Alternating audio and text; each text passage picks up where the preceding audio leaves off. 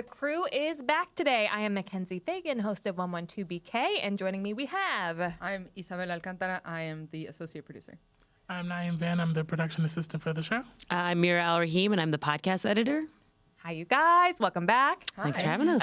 So we just had Brian Falduno on the show, better known as the gay kid from School of Rock, which is how he was unfortunately branded for the rest of his life, and created some prompts for him. But I want to talk about films that impacted us when we were kids that also featured other kids, because one thing that he said was that he receives emails and messages from people on the reg who are like, seeing a queer kid when I was a kid really helped me discover who I am.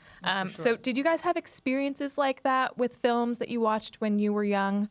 I mean, I don't think it was seeing an adequate representation of myself, but Children of the Corn changed me to my core. Are you sure that you didn't identify with Children of the Corn? Listen, I might have at the time. I don't know what it did to me in the long run. It's something I'm going to have to deal with in therapy a little later. But I've seen Children of the Corn probably upwards of 27 times. Who was letting you watch Children of the Corn when you were a child? My brother, who's 2 years older than me. So I might have been 9 and he was 11. And he was like, listen, you know what's great? It's Children of the Corn. Do you guys know about Children of the Corn? No, I was going to ask for a little synopsis, Okay, if that's so Children cool. of the Corn is based on a short Stephen King story. And it's basically a story of these kids that were inducted into a blood cult through this like deity that calls himself like the one who lives behind the rose.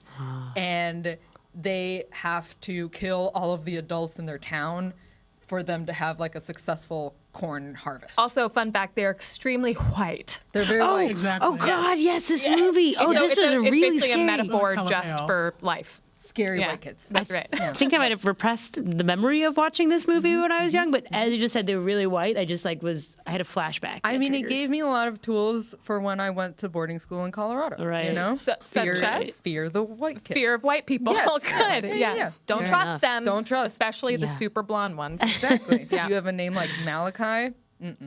I'm running in the opposite I'm outta direction. here. Yeah. What about you, Naeem? I don't know. I'm trying to think of films that I could say like, oh my God, that was so. I mean, not that it was so great, because I feel like there are films in the '90s that I was just like, that was so cool. But then when we get older, we get more aware, and it's just like, Oh, yeah. Don't rewatch Was the it? films that were formative. You Yeah. can never go home again. No. yeah, it's so funny that you're saying about be aware of the white kids, because I feel like there's so many situations in film where it's just like Jumanji.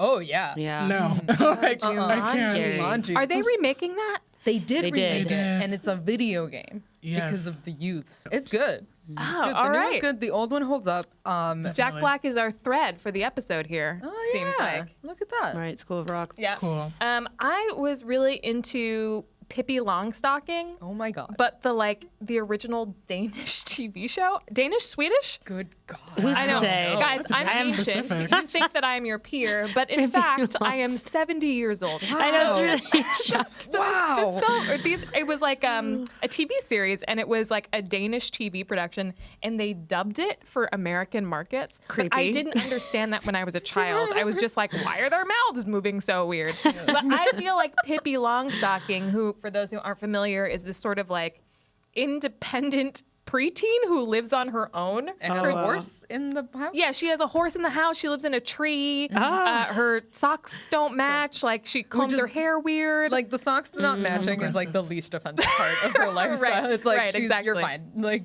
Child Protective Services should be on her immediately. Her dad is a Yeah. sea captain who's never home, but it's like, that's cool. She's just figured it out. gosh. And she she has so much gold.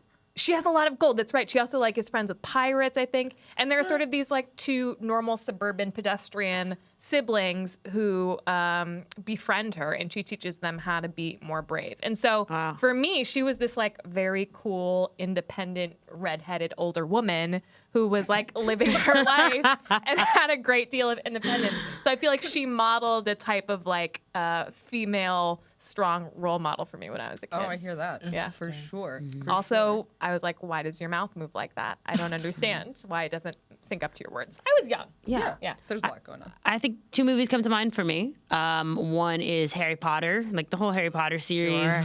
I had a really active imagination as a child, and look, when the first one came out, I was 9 years old, and I think this might have been a little too ridiculous for even a 9-year-old, but I literally convinced myself that I was going to receive like a letter from Hogwarts. That's right. We were all actively awaiting our letter. Yeah. I remember one time me and my friend Kareem tried to escape from his house and go to platform 9 3/4. We got as far as the end of his block, and his mom was like running after us, screaming. Not so magic after all. Not so magic. I don't know how many times I've tried to like find a portal on like the Nostrand train station. It's just, like, there has to be a That's the portal one. there. Is it the Like, there has Nostrand? to be. Just the run around in a bloop. The Nostrin 2-3 is like not that magic. I'm gonna break it to you. Yeah. And then the last one.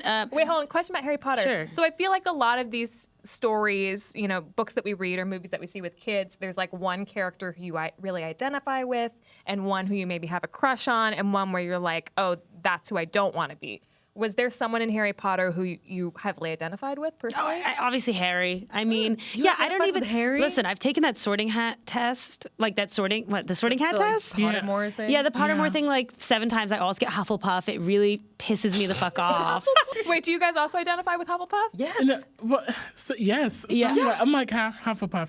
But no, I can see that with it's the so 2 of interesting you. that it's so. Dude, you're Ravenclaw, Mackenzie. I'm Mackenzie's Ravenclaw. such a Ravenclaw. It's Yeah. unbelievable. Yeah. Yeah. Well, look, the Asian character is in Ravenclaw. Oh, I don't know what to say. Like, think Yeah, about that's all that. the I representation. feel you ever seen. get. Yeah. Representation. Wow. Yeah. It's so interesting. I feel like whenever I thought about Harry Potter, I can tell, like, I can remember my classmates telling stories of why their parents didn't make them watch it because they thought it was like witchcraft, like it was the devil's work. So they had said, you Really? can't watch it. And I was just like, you've missed out. Like, oh my Damn. God. As far as like characters, I don't know. I mean, you did have, I can't even remember his name, but I know he's an actor. Like he was in How to Get Away with Murder. Like now, like I forget Oh, he his was in- specific he was character's Dean name. Thomas.